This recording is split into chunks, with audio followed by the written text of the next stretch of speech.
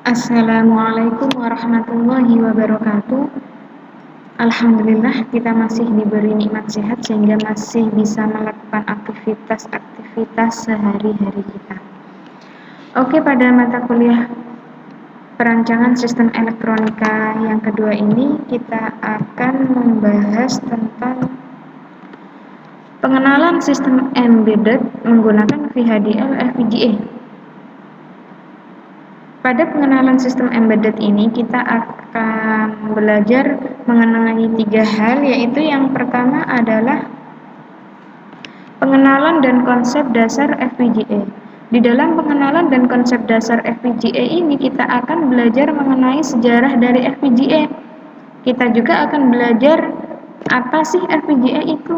Kita juga akan belajar bagaimana arsitektur dari si FPGA ini. Kemudian yang kedua yaitu perbandingan teknologi FPGA. Apa yang membandingkan teknologi FPGA dengan teknologi microcontroller yang lain? Apakah berbeda dari segi fungsinya? Apakah berbeda dari segi penggunaannya? Apakah berbeda bahasa pemrograman yang digunakan? Itu juga dijelaskan. Kemudian yang ketiga kita akan belajar tentang pengenalan VHDL. VHDL itu adalah salah satu pemrograman yang digunakan oleh si FPGA. Sebenarnya kita bisa sebenarnya ada lagi selain dari VHDL ini, yaitu pemrograman Verilog yang juga digunakan untuk memprogram sebuah FPGA. Nah, yang mendasari sebuah FPGA itu terbentuk yaitu karena adanya teknologi di dunia yang semakin berkembang. Teknologi digital yang semakin berkembang secara signifikan. Dari sekolah, bidang pertanian, bidang perekonomian, bahkan di seluruh lini bidang kehidupan, semuanya sudah mensinkronisasikan dengan menggunakan teknologi digital. Kemudian juga di sebuah teknologi digital, di dalamnya itu pasti ada IC atau memiliki IC, integrated circuit, yang diprogram atau memiliki karakteristik tertentu. Di setiap IC yang dipasang di sebuah teknologi karena teknologinya berbeda, seperti kita contohkan IC yang ada di dalam HP dengan IC yang ada di radio jelas berbeda. Jika IC yang digunakan di HP itu kebutuhannya sebagaimana HP yang kita pakai sekarang ini, sedangkan IC yang ada di radio kebutuhannya juga yang seperti digunakan di dalam radio. Jadi, setiap IC yang dibuat untuk sebuah produk itu memiliki karakteristik yang berbeda. Nah, dari perkembangan teknologi digital itu, di dalam teknologi digital terdapat yang namanya IC. Kemudian di dalam IC itu terdapat rangkaian-rangkaian digital. Kemudian ada sebuah hardware yang bisa digunakan untuk mengimplementasikan sebuah rangkaian digital, yaitu adalah si FPGA ini. FPGA juga memiliki kelebihan dibanding dengan programmable yang lain. Yang paling unggul, kelebihan dari si FPGA ini adalah bisa digunakan untuk komputasi secara paralel. Itu yang menguntungkan dari si FPGA ini. Jadi, semakin banyak teknologi yang sudah dikembangkan di dalam FPGA itu membuktikan bahwasannya teknologi digital itu semakin berkembang dan semakin memiliki daya saing tinggi.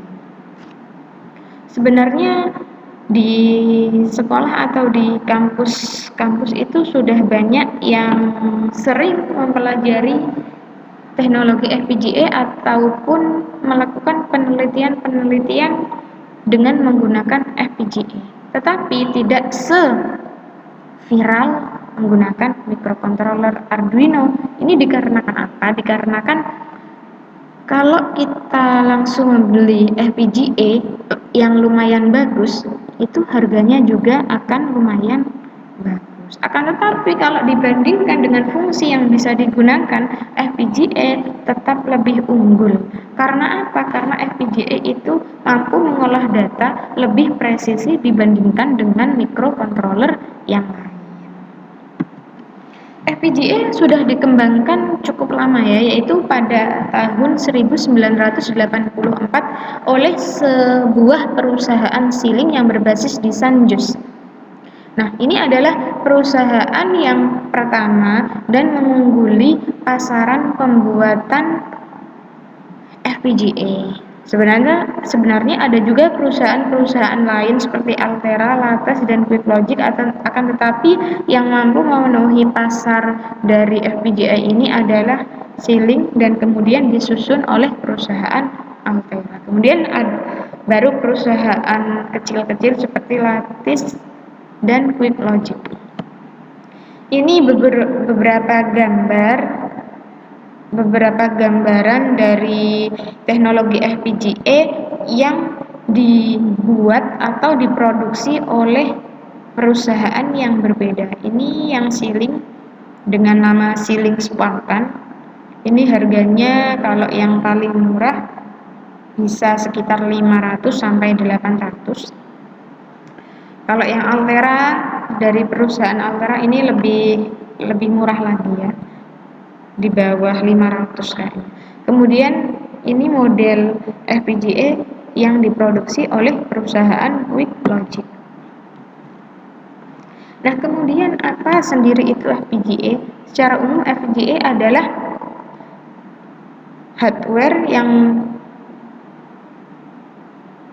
bisa diprogram dengan menggunakan instruksi-instruksi atau menggunakan perintah-perintah. Nah, ini ada beberapa teori yang mengemukakan tentang apa sih FPGA itu. Pertama, FPGA merupakan sebuah IC digital yang sering digunakan untuk mengimplementasikan rangkaian digital. FPGA berbentuk komponen elektronika dan semikonduktor yang terdiri dari komponen gerbang terprogram dan sambungan terprogram.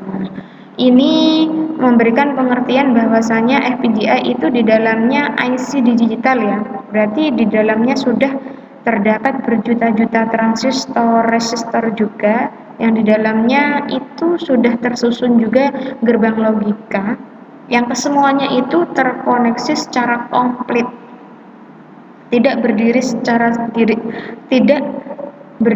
sendiri-sendiri. Misal rangkaian encoder sendiri, kemudian decoder sendiri. Enggak, semuanya sudah lengkap ada di satu hardware yaitu FPGA. Kemudian pada teori yang kedua mengemukakan bahwasannya FPGA adalah suatu IC program logik dengan arsitektur seperti susunan matriks sel-sel logika yang dibuat saling berhubungan satu sama lain. Ini memiliki pengertian yang sama dengan teori yang pertama. Kemudian yang ketiga adalah FPGA merupakan kepanjangan dari File Programmable Gate Array, yaitu programmable device besar yang tersusun atas modul-modul logika independen yang dapat dikonfigurasi oleh pemakai, kemudian dihubungkan melalui kanal-kanal routing yang dapat diprogram. Ini menjelaskan FPGA secara lebih lengkap lagi, bahwasanya FPGA adalah sebuah IC yang sudah terkoneksi di dalamnya terdapat berbagai macam program logik yang kemudian oleh si pemakai bisa digunakan dengan diprogram menggunakan software yang bisa tersambung oleh hardware si FPGA. Jadi begitu. Kemudian karakteristik yang dimiliki FPGA itu memiliki dua karakteristik, yaitu pertama bersifat programmable dan yang kedua bersifat volatile. Yang bersifat programmable maksudnya seperti apa? Bahwasanya FPGA ini bisa diprogram secara berulang-ulang untuk menyesuaikan program yang akan di-download di dalam FPGA. Kalau ini sebagaimana microcontroller yang lain juga bisa digunakan secara berulang. Kemudian yang kedua adalah memiliki sifat volatil, yaitu jika listrik mati maka secara otomatis fungsi FPGA akan hilang. Artinya data yang telah diproses dan di-download akan hilang. Jadi ini begini maksudnya. Jadi semisal kita sedang memprogram FPGA, kita colokkan tuh di komputer kita. Kemudian saman itu sudah melakukan proses pendownloadan, melakukan proses download yang akan di-download di si hardware. Kemudian tiba-tiba lampu di rumah kalian itu padam.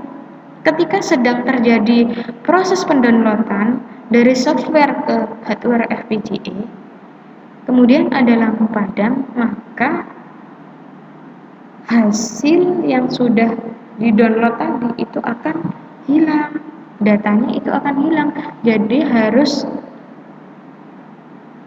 memproses ulang downloadan tadi itu.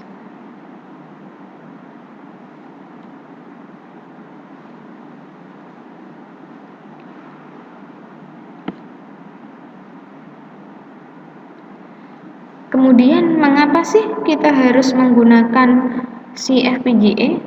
Pertama, memiliki kemampuan untuk menangani beban komputasi yang begitu berat. Semisal dalam yang perhitungannya itu banyak perulangan, banyak kejadian-kejadian dan kondisi, si FPGA itu mampu melakukannya. Kemudian yang kedua yaitu menghilangkan tugas-tugas intensif dari digital signal processing. Jadi si FPGA juga bisa membantu program digital sinyal processing yang biasanya itu ada simbol-simbol sinyal. Si FPGA itu sudah bisa juga. Kemudian yang ketiga, kustomisasi arsitektur agar sesuai dengan algoritma ideal.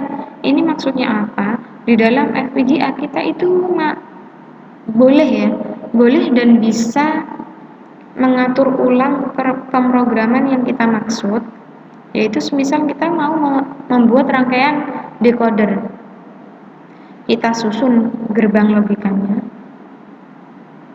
kemudian kita upload dan sebagainya, tapi semisal dengan hardware yang sama, terus kemudian kita mau membuat sebuah rangkaian encoder atau membuat rangkaian gerbang not on and kayak gitu, kita bisa melakukannya ulang tanpa harus merubah dari si sistem FPGA itu. Enaknya seperti itu. Jadi karena kita bisa melakukan kegiatan pemrograman sesuai dengan keinginan kita, dengan model yang sudah kita pilih, jadi bisa mengurangi biaya sistem. Kita nggak perlu beli-beli lagi alat-alat yang lain. Ketika mengurangi biaya sistem, otomatis biaya yang kita keluarkan juga akan menjadi semakin sedikit.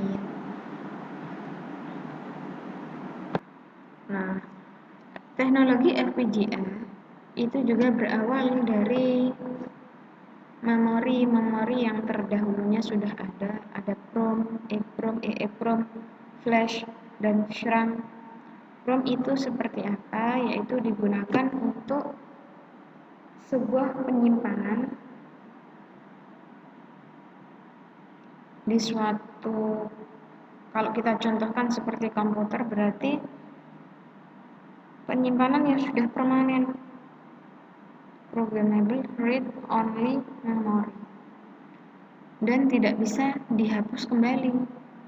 Contohnya seperti apa kalau di komputer atau laptop, yaitu program style shutdown.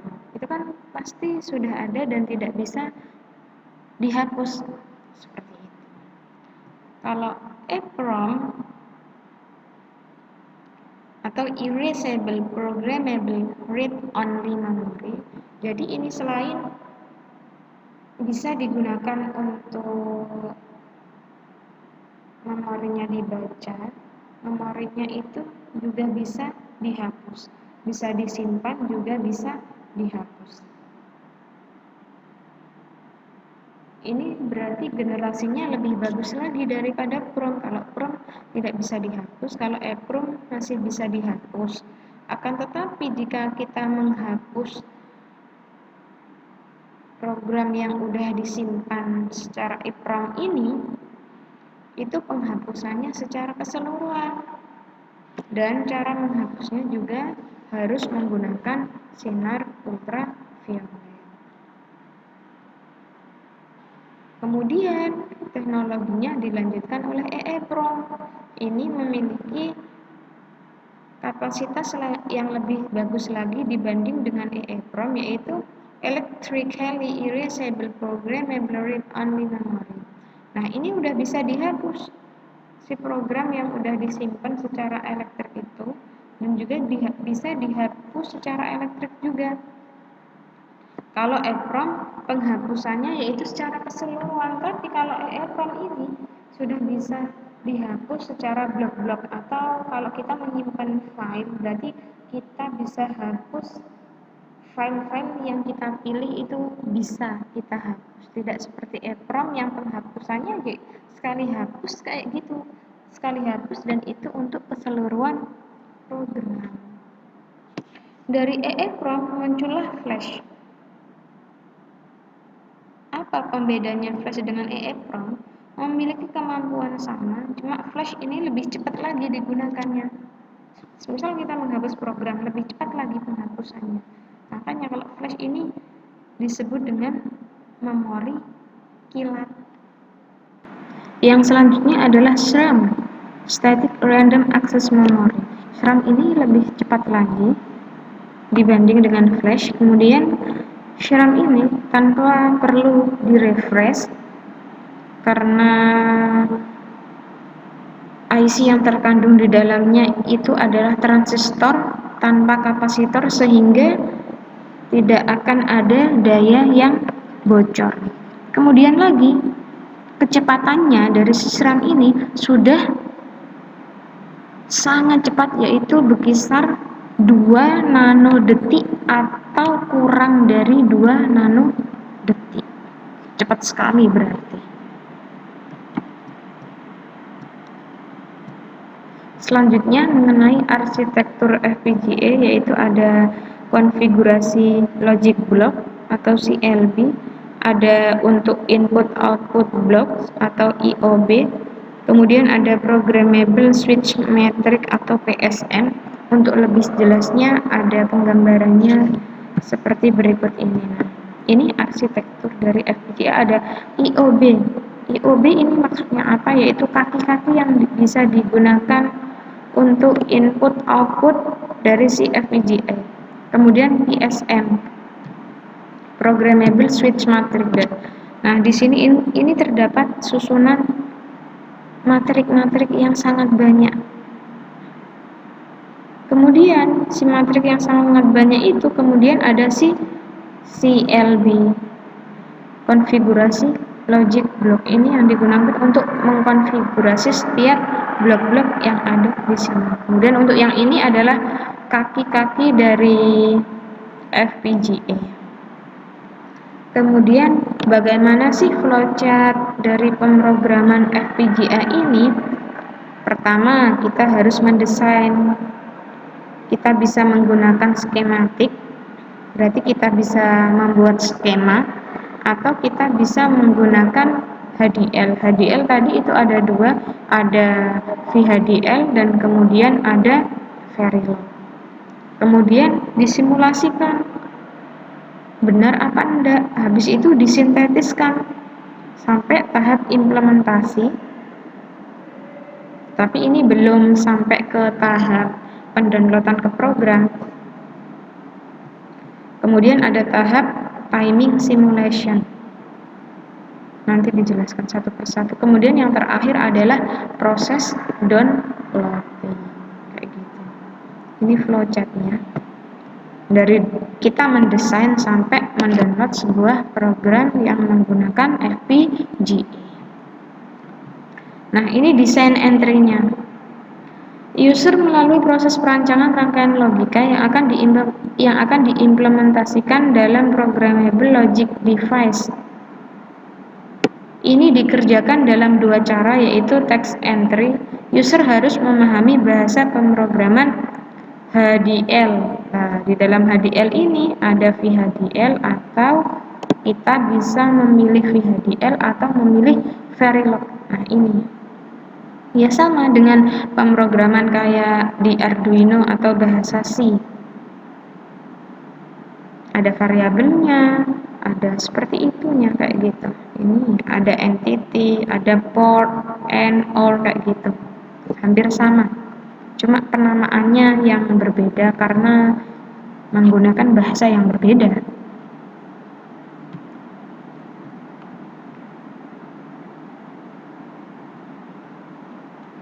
Tadi dijelaskan bahwasanya dalam pengimplementasian itu kita bisa menggunakan dua cara. Ada text entry, jadi langsung kita membuat pemrogramannya, kita membuat susunan dari blok-blok bahasa pemrogramannya. Kemudian yang kedua, kita bisa menggunakan schematic entry, yaitu kita mendesain dengan menggunakan rangkaian logika. Jadi kita bisa memilih, kita langsung menerapkan bahasa pemrogramannya ataupun kita menggunakan skematik. Jadi kita tinggal menggambar di sana nanti di softwarenya. Ada memang dua pilihan, mau langsung skematik or HDL kayak gitu. Ada penjelasannya seperti itu, ada pilihannya seperti itu. Kalau kita memilih skematik berarti kita membuat sebuah skema dari sebuah gerbang logika. Kalau kita memilih text entry berarti kita menggunakan bahasa pemrogramannya kayak gitu. Kemudian wave editor ini digunakan untuk memastikan rangkaian logika yang dibuat bekerja sesuai dengan keinginan pengguna. Proses ini disimulasikan dengan memberikan input waveform dan mengecek output untuk semua kemungkinan kombinasi input menggunakan waveform. Ini untuk mengecek apakah inputnya itu sudah benar, maksudnya semisal kita memasukkan 3 inputan, outputannya berapa, nanti ketika dicek di waveform ternyata outputnya itu ada 2, tapi keinginannya kita 1, berarti waktu kita membuat skematik ada kesalahannya kayak gitu. Jadi nanti bisa di back lagi, kita bisa mengubah dari desain skematiknya yang udah kita buat. Selanjutnya ke tahap sintesis. Rangkaian logika yang dioptimasi dengan meminimalkan jumlah penggunaan gerbang, mengganti elemen logika dengan logika lain yang memiliki fungsi yang sama tetapi lebih efisien. Nah, di dalam sintesis ini